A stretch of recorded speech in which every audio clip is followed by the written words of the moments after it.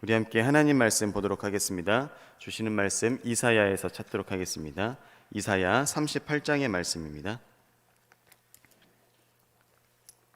이사야 38장 우리 1절에서 마지막 절까지의 말씀을 한 절씩 교독하도록 하겠습니다.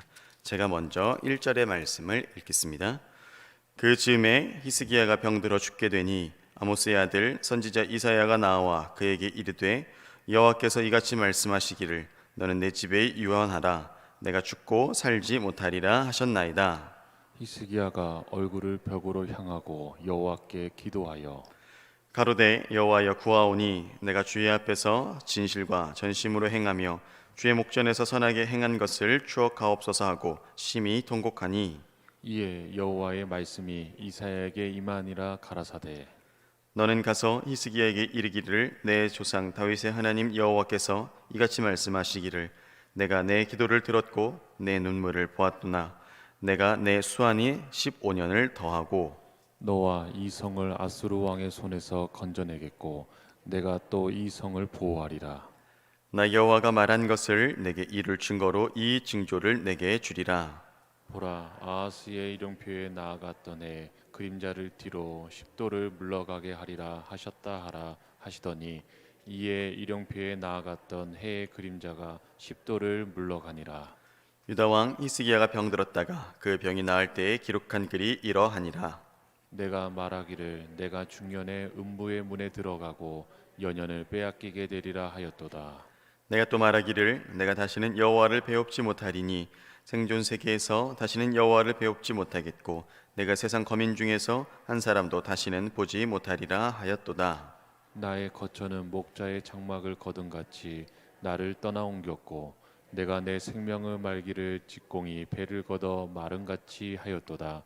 주께서 나를 틀에서 끊으시리니 나의 명이 조석간에 맺히리이다. 내가 아침까지 견디었사오나 주께서 사자같이 나의 모든 뼈를 꺾으시오며 나의 명이 조석간에 마치리이다.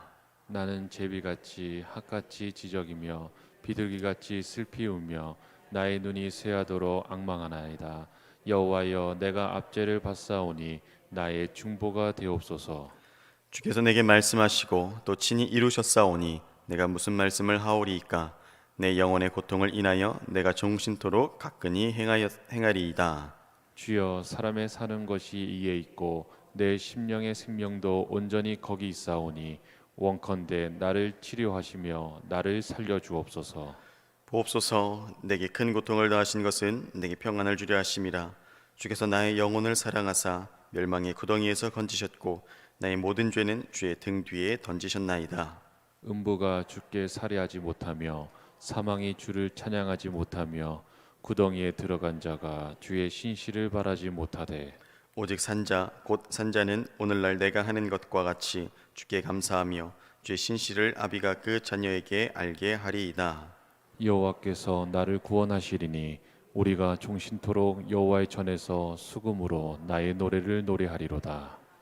이사야는 이르기를 한 뭉치 무화과를 취하여 종처에 붙이면 왕이 나으리라 하였었고 히스기야도 말하기를 내가 여호와의 전에 올라갈 징조가 무엇이뇨 하였었더라. 아멘.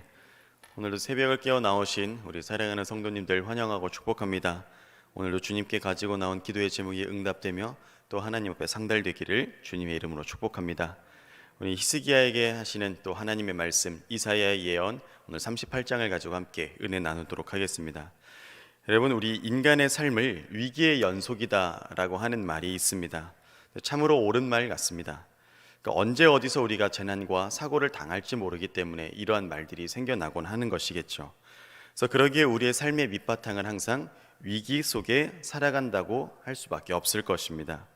그러니까 어제까지 멀쩡하던 사람이 하룻밤 사이에 병원에 실려가기도 하고 또 아침에 건강하게 출근했던 사람이 저녁에는 그렇지 못하게 되는 경우를 우리가 종종 보지 않습니다. 이것이 우리의 삶이지 않습니까? 이것이 비단 건강의 문제만 국한된 것이 아니라 갑자기 닥치는 경제적인 위기나 또 직장을 잃어버리게 되는 경우 또 가정이 파괴되는 경우들 우리가 참 많은 경우들을 통해서 우리의 삶이 온통 위기로 둘러싸여 있다고 해도 과언이 아닐 것입니다. 그래서 이를 영국의 시인인 존 키츠가 이러한 말로 이렇게 대답을 합니다. 현대는 비극과 함께 살아가기를 배워야 하는 시대이다. 이런 말을 했습니다.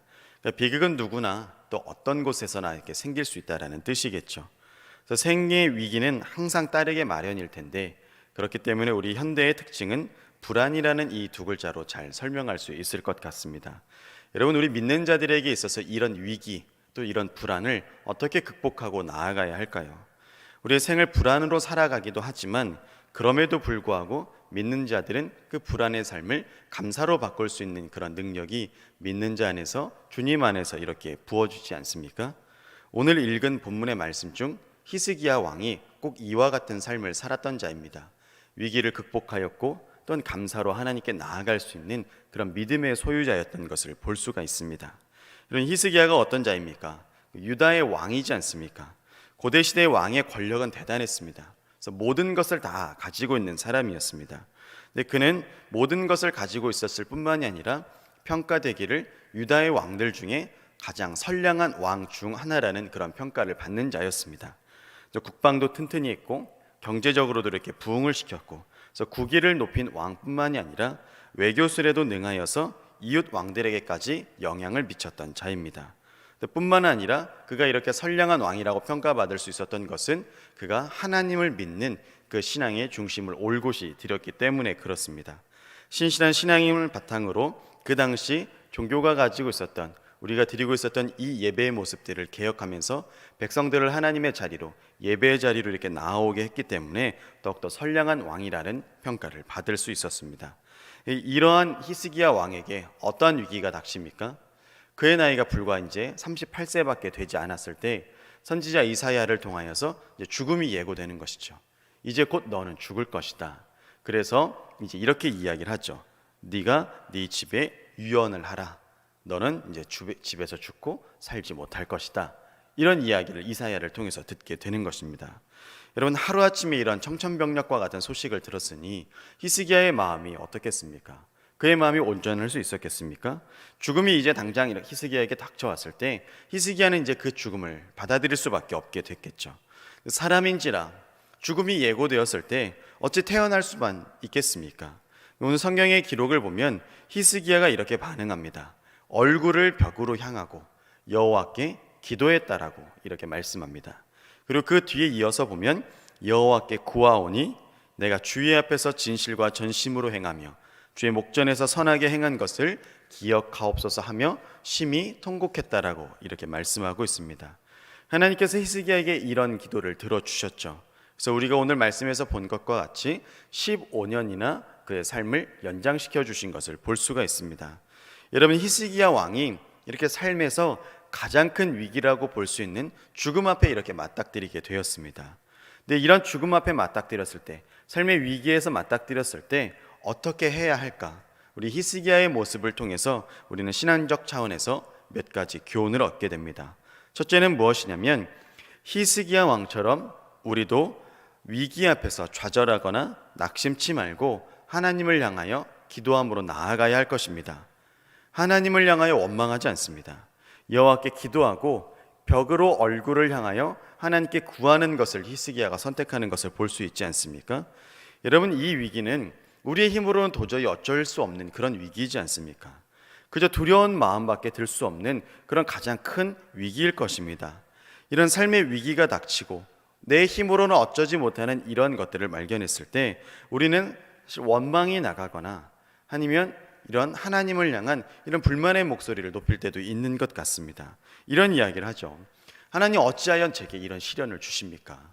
내가 어떤 잘못을 하였길래 이런 벌을 내게 더하십니까? 왜 저를 건져주지 않으십니까? 이런 원망과 불만 섞인 이야기를 우리가 할 수도 있지 않습니까? 그러나 히스기야는 전혀 그런 마음이 없습니다. 이 시련과 환난이 내가 결코 알 수 없는 이유임에도 불구하고, 죽음의 이 예고된 이유를 알 수 없음에도 불구하고 히스기야는 하나님 앞에 기도함으로, 주님 앞에 나아감으로 그 반응하는 것을 볼 수 있습니다. 이런 히스기야의 왕의 죽음이 15년 뒤로 그래서 이렇게 연장이 되게 되죠. 우리는 이 모습을 보면서 한 가지 반드시 기억해야 될 것이 있습니다. 우리 재난을 당하고 사고를 당하고 아니면 또한 병으로 어떤 우리가 이렇게 아픔을 얻게 되었을 때 쉬하는 말들이 있습니다. 벌을 받았다. 저것은 죄값이다. 하나님께서 진노하사 저를 치셨다. 이런 이야기들을 하는 것을 볼 수가 있습니다. 여러분, 그러나 결코 그렇지 않습니다. 누가 재난을 당하거나 아니면 알 수 없는 병에 걸렸거나 아니 그런 모든 사고를 당하는 것들을 보았을 때 그것이 우리의 죄값으로 인한 결과만은 결코 아니라는 것입니다.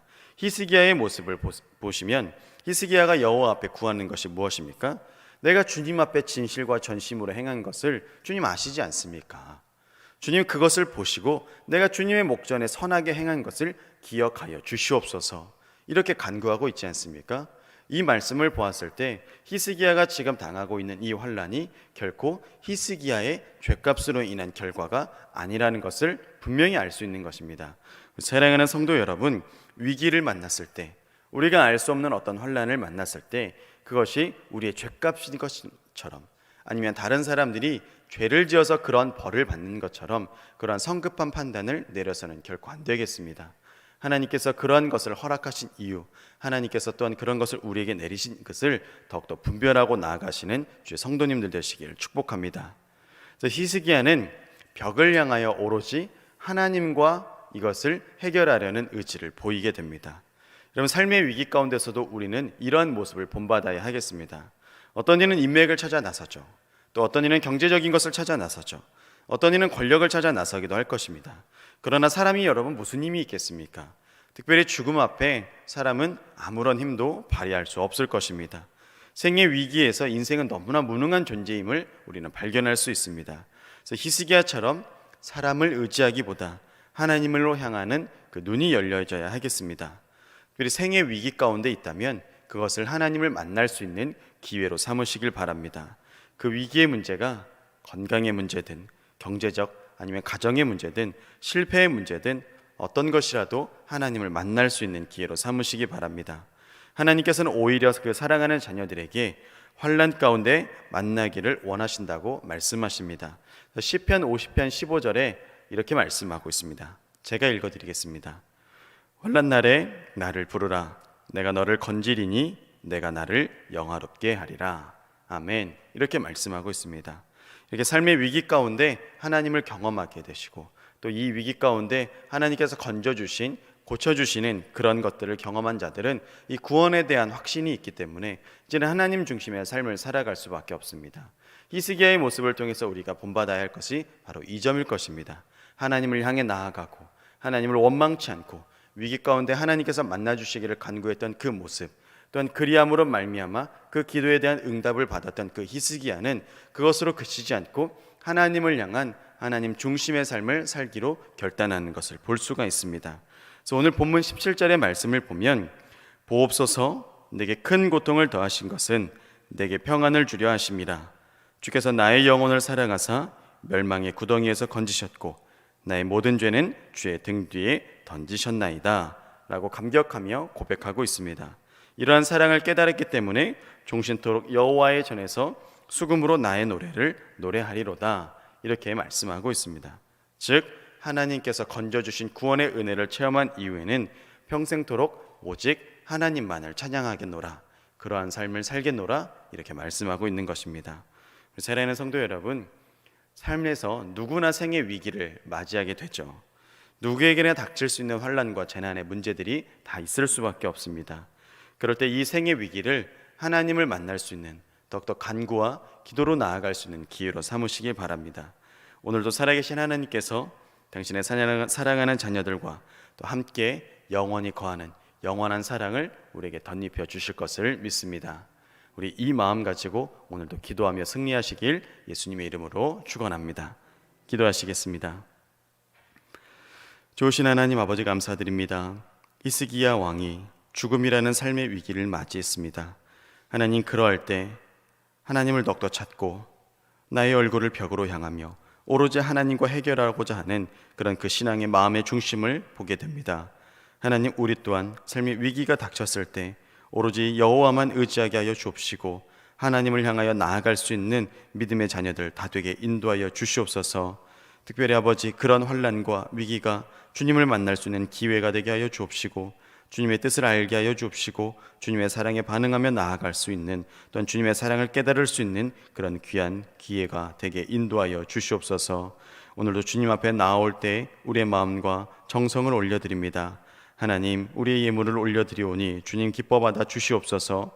감사의 제목으로 올려드리는 자들, 일천번제의 제사를 올려드리는 자들, 삶의 아버지 중심을 드리는 11조의 예물들, 각종 사역을 후원하여 드리는 이 예물들 위에 하나님 함께하여 주옵시고 드리고도 넘치는 풍성한 은혜가 더욱더 있게 하여 주시옵소서. 오늘도 우리가 가지고 나온 기도의 제목에 응답하여 주실 주님을 찬양하오며 우리 구주 예수님의 이름으로 기도드립니다. 아멘.